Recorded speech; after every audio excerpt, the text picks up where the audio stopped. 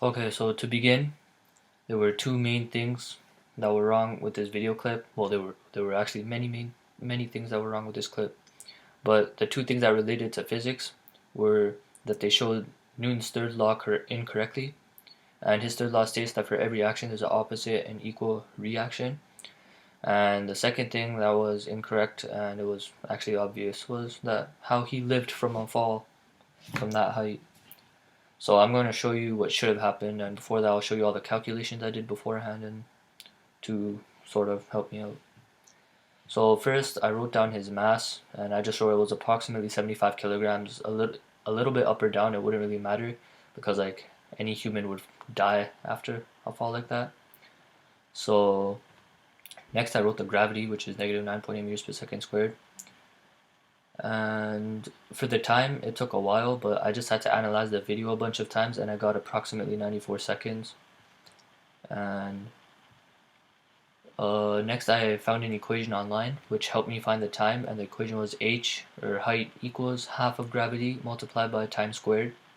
So I got 43,296.4 meters, so that's where he fell from. And next, I calculated the velocity from an equation v equals gt. So I inputted the value, so negative 9.8 multiplied by 94 seconds, and then I got negative 921 meters per second, or 921 meters per second down.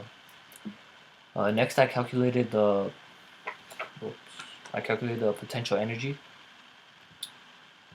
and the potential energy is basically the beginning of the fall, or all the energy he had before he started falling, that is all potential energy, and when he falls, uh, the moment of impact is all kinetic energy, but I'll get into that later.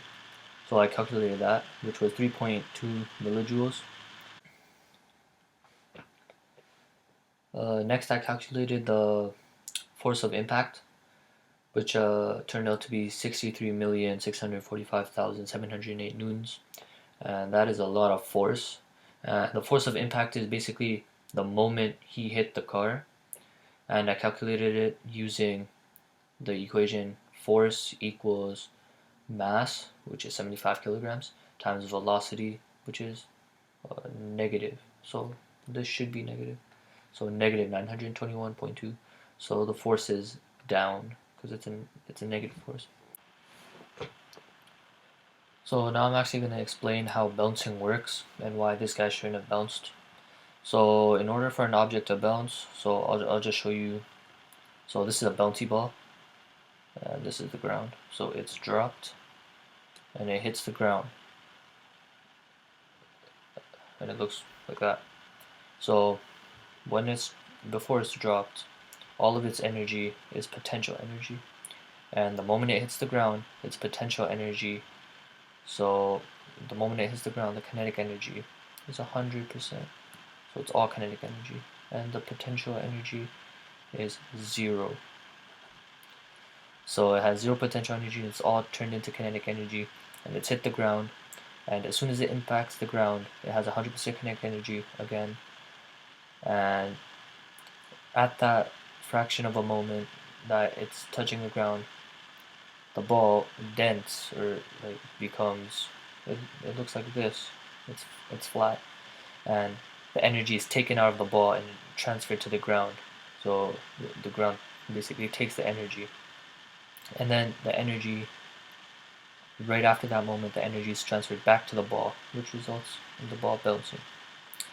And why this is false and this couldn't have happened to him is because of two main reasons. So the first main reason is energy.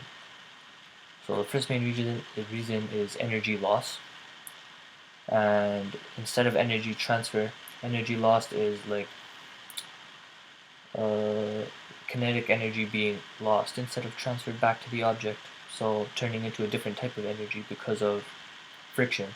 So the kinetic energy will be lost to the car.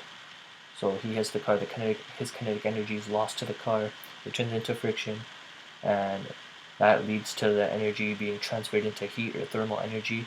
But I'm not going to go into that right now because that's too complicated.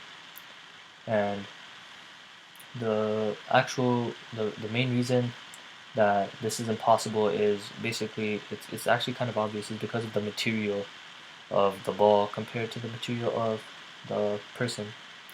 So the ball is made of sort of a hard rubber, and it, it also depends on how the object responds to the instant when it hits the ground and it stops. So how the molecules respond, which goes back to the material. So how the molecules respond to the impact with the ground. So for this example over here, the hard rubber has a tendency for its molecules to experience only elastic deformation, which means it only deforms and then it reforms when it bounces back up. So this means that the molecules space out, so there's spacing between the molecules, but there's no change in the overall position of the molecules, so the molecules don't just go wherever they want. They're still in order and everything, but they just space out. So it deforms and then it goes back, so it bounces up. Um, if, however, the molecules do change positions, like how it was supposed to over here, they showed him like a bouncy ball, so the molecules didn't change positions. But if, however, the molecules do change positions, it causes them to slide against each other, which produces friction and reduces the energy that goes into the bounce. So since the energy is lost due to friction, the object can't really bounce anymore. And this is basically internal friction, which is happening inside with the molecules and stuff. So once this internal friction reaches a certain point, the object is considered dead. And when the object is dead, so the more dead the object is, the more kinetic energy, the more kinetic energy that turns into heat and thermal energy upon hitting the floor or the car. So thus there's less energy for bouncing upward.